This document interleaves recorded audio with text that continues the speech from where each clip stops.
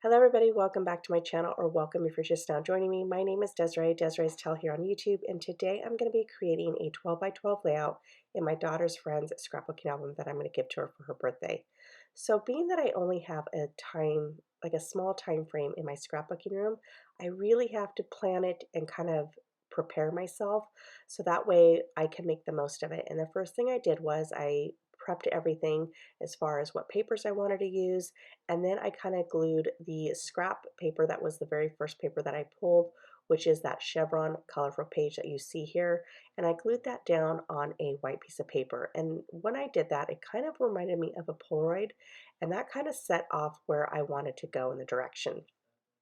So once I did that, I then decided to then back it up on this blue cardstock paper so that way I could just have more color and just add more onto this layout, because when I'm working on a gift for a friend, I don't do any journaling, so I really need to fill up that 12 by 12 page with what I have. So I figured once I did all the matting, that kind of took up most of the real estate on that 12 by 12 layout. Now, I didn't want it to be plain paper. I kind of talked about this on my last 12 by 12 layout that I did a couple of videos ago, on how I wish I would have thought about it before, but I had already glued everything down. And that is, I wanted to bring out my stencils and kind of just do a little bit more background. Again, creating the layers, creating a visual interest all behind versus having that white cardstock. Now, while I did this, one thing I noticed that I didn't see it yet is I wish I didn't bring it all the way up to the paper. Now, what I mean by that is the pattern of from the stencil all the way up to the top of the white cardstock. It's not really a big deal. It's just something that when I was done, I was like, I think I would have liked it better had it just been only partially up by the of the white cardstock. So I'm going to go ahead and continue on doing the same thing on the right hand side. And once it's done, I really like the two colors of those blended. Now, when I'm working on her layout, I went and picked out a collection that I kind of want to bust through. It's been in my stash for a while. It's this My Mind's Eye. I want to say it's My Girl from 2013. Could even be older. I haven't really looked at the date in a while, but it is really, really old. And I still love it, but it's the point where I just kind of want to use it all up and kind of just get it out of my room. And that's something that I have a lot of collections of, where they've been in my stash for so long. I love them, but I don't have a whole lot left, and I kind of just want to use it all up.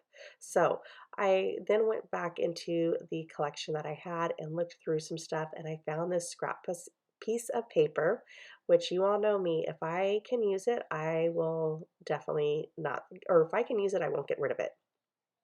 So what I decided to do was also add some washi tape. Once again, trying to use up some of the supplies that I have. So the washi tape that I used is, again, really old. I like it. It's just a very basic pink and white diagonal, and it doesn't really hold the stickiness anymore. So that's why you saw me use my ATG gun, run it across the paper, so that way it would not lift up, which I had happened in the past. So I'm going to go ahead and glue that down as well with some Scotch Quick Dry or tacky glue, whatever they call it nowadays. And I do that with everything. I think you guys see that of just how much adhesive I do, and that is because I used to use years ago the famous Dot Runner adhesive. And while it was very easy to use and it was just a small little, handle or tool that would fit in your hand, it really didn't hold up as far as for very long, because within a year or two, I went to my son's album, which was his first year baby album, and everything was falling off the page. So I had to go back, and oh my gosh, it was so tedious, and glue every single thing down. And then I had to go back and do my daughter's album too. And it just was not a lot of fun, because I kind of was already done with those pages and I moved on from that album. So for me, I felt like I was going back and redoing it all over again. And it just, to me, was a waste of time. So now I use tacky glue for everything. All right, so while I was talking, you saw that I was actually creating a little cluster, and I just used some dies. I used this frequent writer ticket. I thought was super cute and fitting for the place that we were at. And then I added some twine, but I didn't want the twine to be just there. And what I mean by that is where in the past I've kind of cut it and it's just sticking straight out. I kind of wanted to have movement and just make it very whimsical. And so I'm going to go ahead and create this little loop. I'm going to go ahead and glue it down and that way it won't move anywhere. And I love the way that looks. I actually want to do this a lot more. Sorry about that. I had to clear my throat. If you haven't noticed, I have been sick for over a week. So, California got their Santa Ana winds, and whenever that happens, my allergies kick up.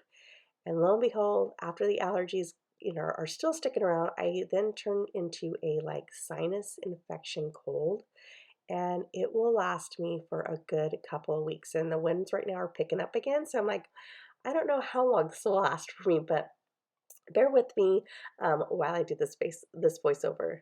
All right, so then I'm just going to go ahead and go to that sticker sheet. And again, just trying to use up the little bits and pieces that I have left of this collection. I'm going to layer it up and I'm also going to include a brad as well. Just so that way I have a bunch of little different things, different textures, different sizes, and different ephemera as well. Okay, so you see that I'm moving this brad around, and that is because I didn't want the teal brad to be against a teal part of any of the ephemera. So I didn't want it to touch the chevron teal paper. I didn't want it to touch the flower that had the teal in the center. So I decided to place it up on top. And then anytime I place any type of brad, I always like to have just a protection behind it. And I usually do that with washi, but I also like to add tacky glue as well, just because I have experienced in the past that washi tape tends to lose its stickiness. So like I said, everything I want permanent is with that tacky glue. Now, because I had a cluster at the bottom, I want to make sure I have a cluster on the top just to give that visual triangle and also to fill up this page as well because I don't do any journaling on any of my friends' layouts that I'm giving as a gift. I feel that they can do that if they choose to, and I leave an area for them. And so I thought, you know what, why don't I go ahead and use another tag? But it didn't have to be the same exact tag. I ended up using a different one that was a little bit smaller, different shape, but I'm still going to continue a few things that I did at the bottom. And one of them being is that I am going to add that uh, thread. Why I can't even think of that thread right now, what it's called, or twine, that's right, twine. And I'm going to go ahead and loop it as I did at the bottom. I'm also going to place a flower sticker as well at the top and another brad, and you'll see that here shortly. Okay, so far I'm really liking how this is turning out. I think it's very cute and I like how it's being very cohesive. Like I said, I'm trying to use up this collection and other collections as well, which is a lot of pinks and teals and yellows, but I think that's perfect for any little girl. And I know my friend's daughter absolutely loves pink and teal together. So this album is going to end up being perfect. So I went back to the sticker sheet and like I said, I wanted to add a few more items. One of them, like I already said, was going to be this flower. I thought I didn't include that in the video, but I did. So yay, go me. And then I'm going to go ahead and have that off the page. I like to do that where it's kind of like running off the page. It kind of just creates movement and not having the whole entire flower. So I really like the look of when I do that with ephemera. And then here's the two photos I'm going to use, and I'm going to go ahead and place them in that kind of like I said, it reminded me of a Polaroid picture frame, and I'm going to go ahead and place those two down in the center. Again, I'm going to use tacky glue because I use everything with tacky glue.